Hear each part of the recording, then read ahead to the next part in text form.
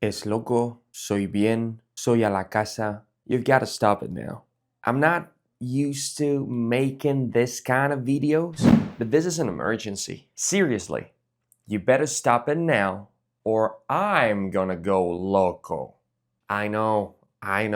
It's not your fault. Maybe it's our fault. It's us, the Spanish speakers, the ones with such confusing verbs as ser and estar. I understand it can be confusing, but hey, I want you to know this. I got you. Spanish is cool, Spanish is trendy, you want to speak it, you want to use it anytime you can, even if it's just a couple words, but then you go on and butcher it. El profesor es loco. Yo soy bien, profesor. ¿Y tú? Ay, profesor, estoy muy caliente. You're not saying it right. You're not saying it right. You want to sound cool, but what you're actually doing is making a fool of yourself. Just a little bit. A tiny wee bit. Like, nobody was born being Mr. Know-It-All. I'm being serious right now. Getting ser and estar right is a must when it comes to being cool in Spanish. So here's something I hope you'll find helpful in order to know when to use each of them. It's not el profesor es loco. El profesor está loco. And by the way, no estoy loco. I just care for y'all. Now, before we get started, I highly recommend you to focus on meanings, on intentions, on what you as a speaker want to communicate. Because that is basically how we are going to understand when to use ser and when to use estar. Ser is used to identify, to talk about features that define the subject. María es alta, es simpática y es fuerte. María is tall, kind, and strong. Sure, she wasn't always tall. She wasn't born 6.1, right? Everybody's got a bad day. She's got the right to not be unkind sometimes. And she's strong, sure. But what about her 70-year-old self? Will she be strong then?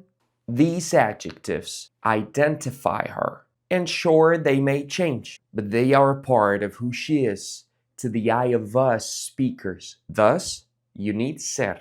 And it works the same way with nouns.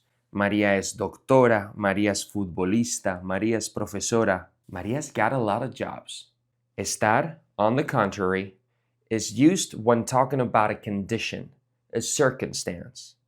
María es una mujer simpática, pero hoy está enfadada con su pareja. Maria is a kind woman. We know that. That's the way she is to us. But today, she is pissed off with her partner. Who knows? Maybe they've had a fight about something. But it's not the point.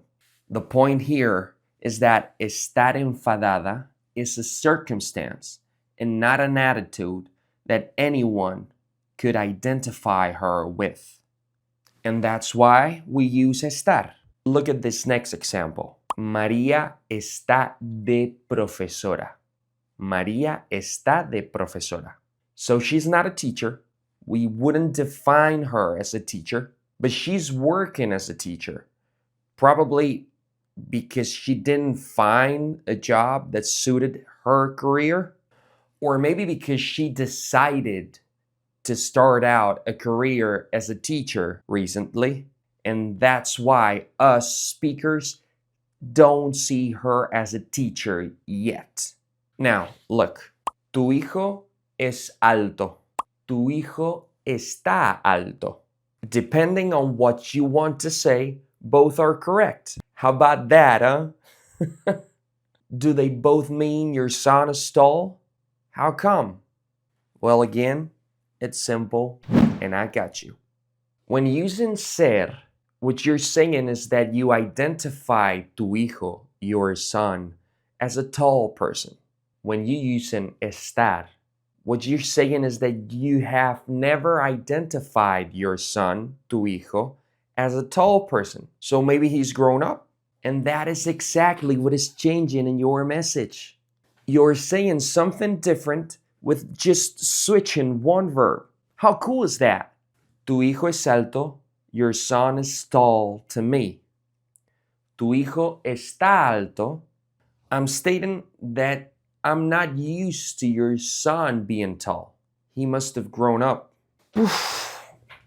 Bueno, ¿cómo estás? ¿Todo bien? Yo soy bien, profesor. Gracias. ¿Y tú, cómo estás? You're not just saying it wrong, but you know how to say it right. ¿Cómo estás? Estar. Estoy bien. I've heard this mistake so many times. It's even mesmerizing. ¿Cómo estás? Estoy bien. By the way, this is how you conjugate ser en presente de indicativo. And this is how you conjugate estar en presente de indicativo. ¿Dónde estás? Soy a la casa. Location is a circumstance. Is me being at home part of who I am? I hope not. So then, use estar. Estoy en casa. ¿Dónde estás? Estoy en casa. ¿Dónde está el libro? Está en la mesa. ¿Dónde está Joe? Está en Australia. And last but not least, the most awkward yet most common mistake of them all. ¿Puedo abrir la ventana, profesor? Estoy muy caliente. Can I open the window, profesor? I'm very horny. I know you didn't mean it, but you said it.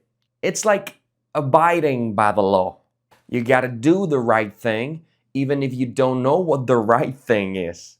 Anyway, this might come to y'all as a surprise, but it's not that you should have used said instead. Learning languages is cool, in my opinion, in part because you get to discover new ways of saying things, and hence, new ways of understanding the world. In Spanish, when it's hot outside, you don't say you're hot. Well, I'm sure you're all gorgeous people. It's not my point. In Spanish, when it's hot outside, we literally say you have heat. Tengo calor. Tengo calor. I don't know about y'all, but for me, those different wordings between languages are so cool. And that's it for now. I hope it was helpful. These were some basic differences between the verbs ser and estar. I know there are some more. We gotta start somewhere, right? El profesor Aitor está contento. If you at least understand that you gotta use ser when you define, and you gotta use estar when you're talking about circumstances. And once you learn what we've talked about in this video, you'd have made a huge progress in your adventure en español. Keep it up. Buen trabajo y nos vemos en el próximo video. Adiós. Hola, ¿cómo estás? Hope you enjoyed the video. Now, ser and estar are very common verbs with which people make a lot of mistakes in español. If you're interested in learning more basic mistakes in español, I've launched a course called Curso de errores frecuentes nivel A2. Basic mistakes in español that normally students make and that you will not make again with this course.